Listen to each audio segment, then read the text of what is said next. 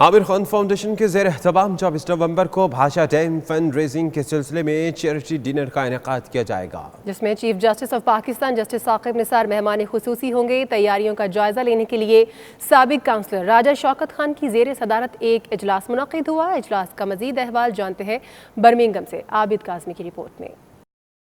24 نومبر کو ہونے والے بھاشا ڈیم فنڈ ریزنگ پروگرام کی تیاریوں کا جائزہ اجلاس منعقد ہوا، جس میں راجہ شوکت خان، ڈاکٹر رشید احمد بھٹی، کونسلر ذاکر اللہ چودھری سمیت دیگر رہنماؤں نے خطاب کیا۔ ان کا کہنا تھا کہ پاکستان ہے تو سب کچھ ہے۔ تمام سیاسی، علاقائی تعصب اور فروعی اختلافات کو بالائے طاق رکھ کر پاکستان کے وزیر اعظم عمران خان اور چیف جسٹس کی بھاشا ڈیم کے لیے فنڈز اپیل کو بھرپور سپورٹ کرنا ہوگا۔ یہ معاملہ کسی ایک پارٹی یا فرد کا نہیں بلکہ پاکستان کی ترقی اور خوشحالی کا ہے۔ رہنماؤں کا مزید کہنا تھا کہ ڈیموں کی تعمیر سے آنے والی نوجوان نسل کا مستقبل جڑا ہوا ہے، لہٰذا تمام پاکستانی اور کشمیری اسے قومی فریضہ سمجھتے ہوئے دل کھول کر عطیات دیں۔ انہوں نے خبردار کیا کہ آج بھارت للکار رہا ہے کہ وہ پاکستان کا پانی بند کر دے گا اور پاکستان کو اندھیروں میں ڈبو دے گا۔ اگر بھارت ڈیم تعمیر کر سکتا ہے تو وہ بھی اپنے ملک کو اندھیروں سے نکالنے اور معاشی مضبوطی کے لیے کام کر سکتے ہیں۔ رپورٹنگ ٹیم کے ہمراہ عابد کاظمی، 92 نیوز برمنگھم۔